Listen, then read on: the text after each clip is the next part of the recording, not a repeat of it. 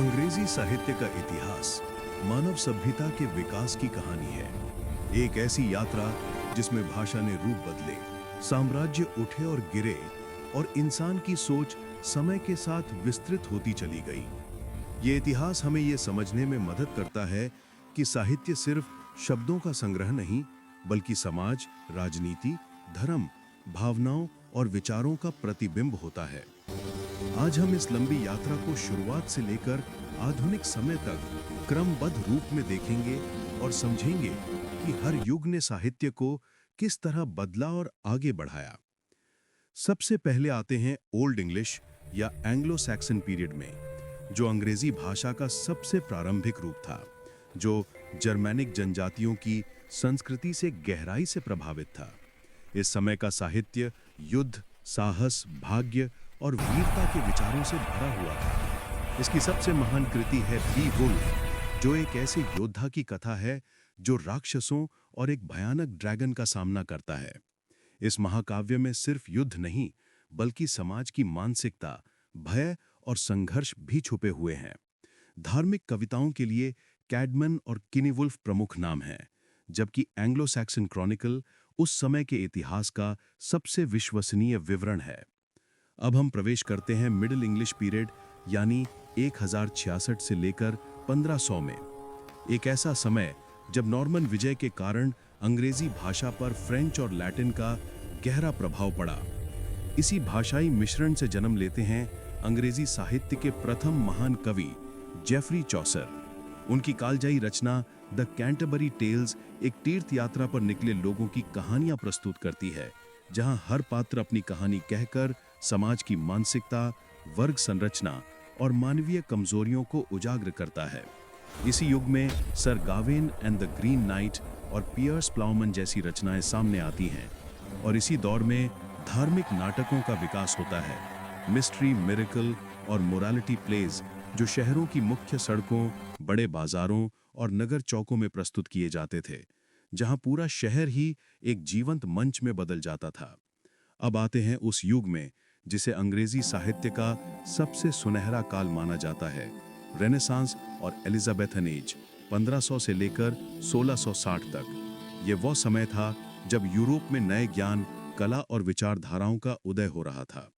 England में रानी Elizabeth प्रथम का शासन इस सांस्कृतिक उभार को और मजबूत बनाता है। इसी युग में जन्म लेते हैं विश्व साहित्य के महानतम नाटककार विलियम शेक्सपियर। उनकी त्रासदियां जैसे Hamlet, Macbeth, King Lear, Othello मानवीय भावनाओं, महत्वाकांक्षा, पाप, अपराध बोध और भाग्य की गहरी पड़ताल करती हैं। उनका नाटक रोमियो एंड जूलियट प्रेम को एक नई संवेदनशीलता देता है। इसी युग में क्रिस्टोफर मार्लो का डॉक्टर फॉस्टस और बेन जॉनसन का व्यंग्यात्मक नाट्य संसार भी साहित्य को नई दिशा देता है।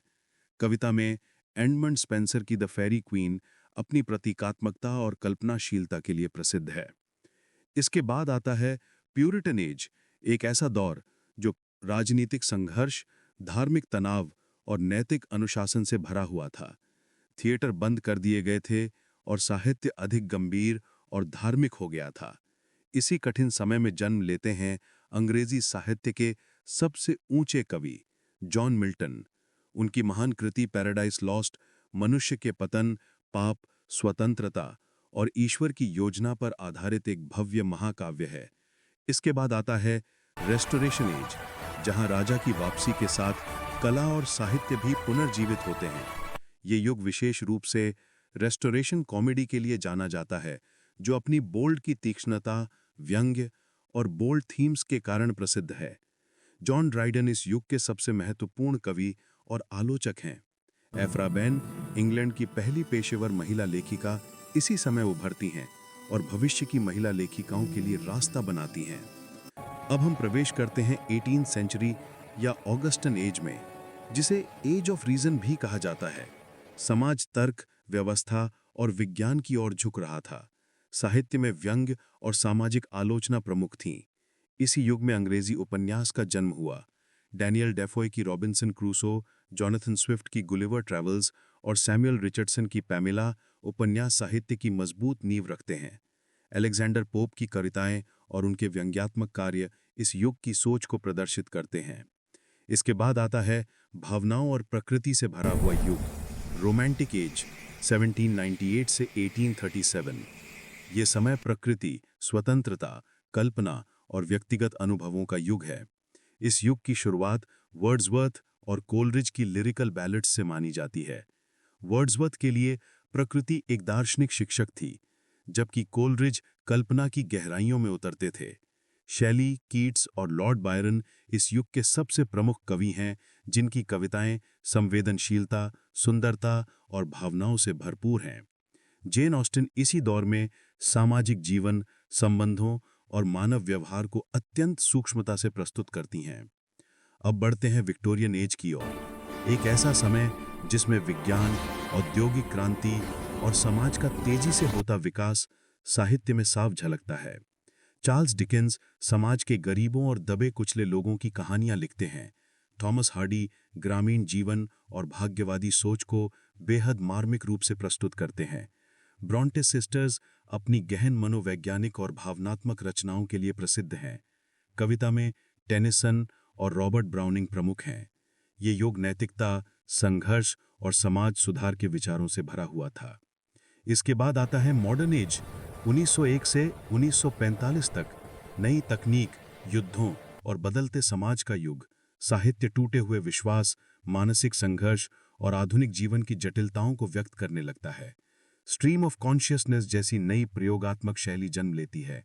जेम्स जॉयस की यूलिसीज, वर्जीनिया वुल्फ की मिसेस डैलोवे और टी.एस. इलियट की द वेस्टलैंड इस युग के प्रमुख कार्य हैं, जो साहित्य को एक नई दिशा देते हैं। अंत में आता है पोस्ट मॉडर्न और कंटेम्पररी एज, 1945 से प्रेजेंट। एक ऐसा समय जहां साहित्य सीमाओं को तोड़ता है, संरचनाओं को बदलता है और नई आवाजों को स्थान देता है। यहाँ कहानी अक्सर टूटी हुई होती है, समय और दृष्टिकोण मिश्रित होते हैं और विषय बनते हैं पहचान, राजनीति, अस्तित्व, तकनीक और वैश्वीकरण। सैमुअल बेकेट की वेटिंग फॉर गॉडॉट, जॉर्ज ऑरवेल की 1984 और सलमान रुश्दी की मिडनाइट चिल्ड्रन इस युग के अत्यंत प्रभावशाली कार्य हैं। समकालीन साहित्य में विविधता है, अनगिनत स्वर, अनगिनत खोजें और अनगिनत दृष्टिकोण। और इस तरह अंग्रेजी साहित्य की यह हजारों वर्षों की समृद्ध यात्रा आज भी जारी है। नई विचारधाराएं, नए लेखक और नई कहानियां हर दिन जन्म ले रही हैं। साहित्य बदलता है क्योंकि मनुष्य बदलता है, और यही इसे जीवंत और अनंत बनाता है।